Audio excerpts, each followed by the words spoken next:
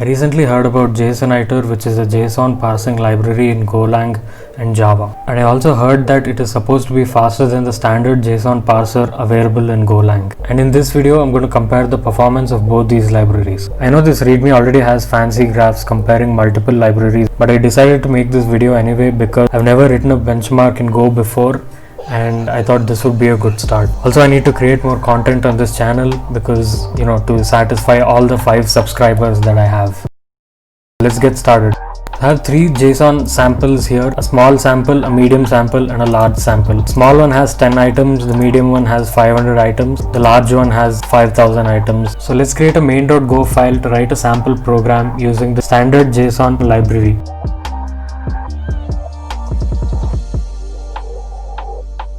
I'm going to create a function called readFile, which will take the file name as input and return the IO reader of the file as output.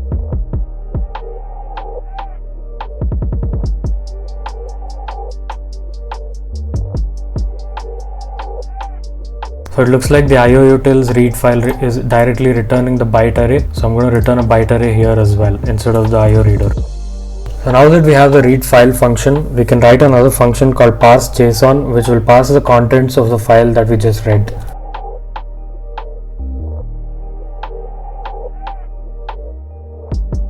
What this function does is it calls json.unmarshal, which is basically parsing the raw JSON and then populating this variable with its value. As you can see, the type of this variable is json.rawMessage. We don't really care about the type of this variable because we just need to unmarshal it for now. Similarly, I'm going to create another function which will take the parsed JSON and then convert it back to its raw byte array.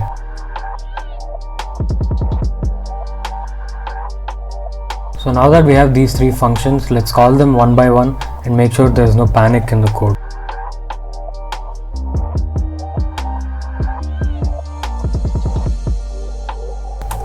Let's run this and see if there are any panics. Okay, looks like there are no panics, so let's go forward. So now I'm going to create 2 more functions which are similar to these 2, but except now instead of using the standard JSON package, I'm going to use JSONiter. But first we'll have to go get that package. I'm going to create a named import for this package because the word JSON is already reserved by encoding/JSON.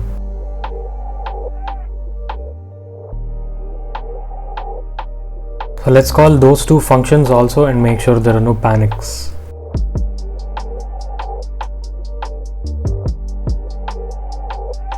Yes, there are no panics right now. Let's start writing the benchmark functions.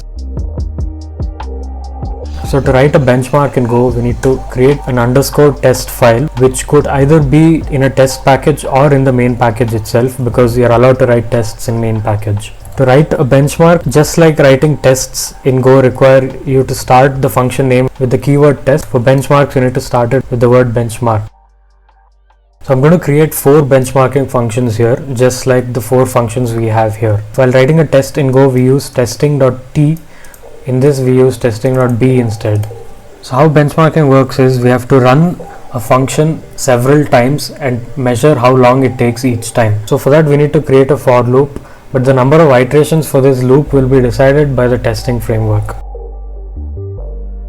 I'm not entirely sure how the value of this n is calculated, but the value is decided by the testing package. So here all we have to do is call our function.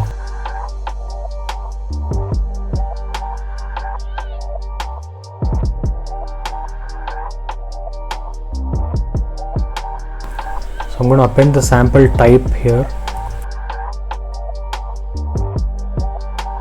Next, we have to write benchmarks for unmarshalling.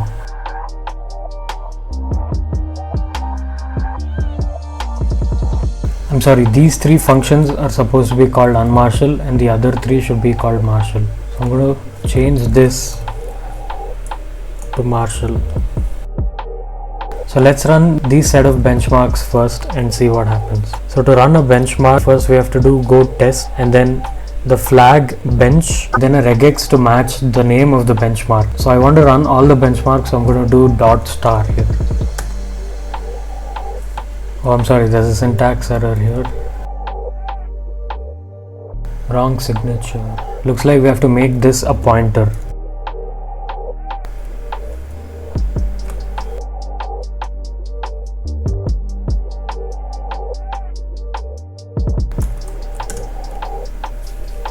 Okay, it's running now.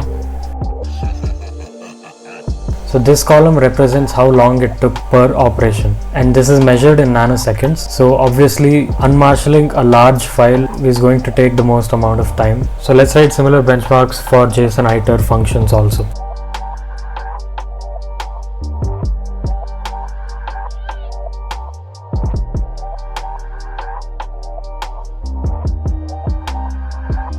Okay, after a lot of copy paste, let's run the benchmark again.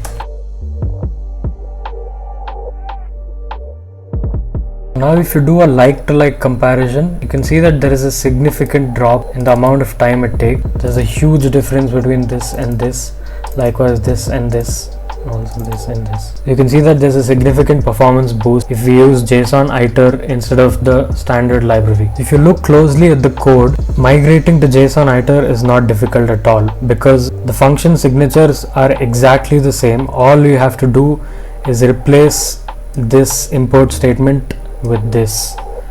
So now I hope you got a little more clarity about the standard JSON package and JSON iter, and maybe a little bit of clarity about how benchmarks are written in Go. That's it for this video. Thank you for watching. Subscribe if you haven't already and become the 6th subscriber.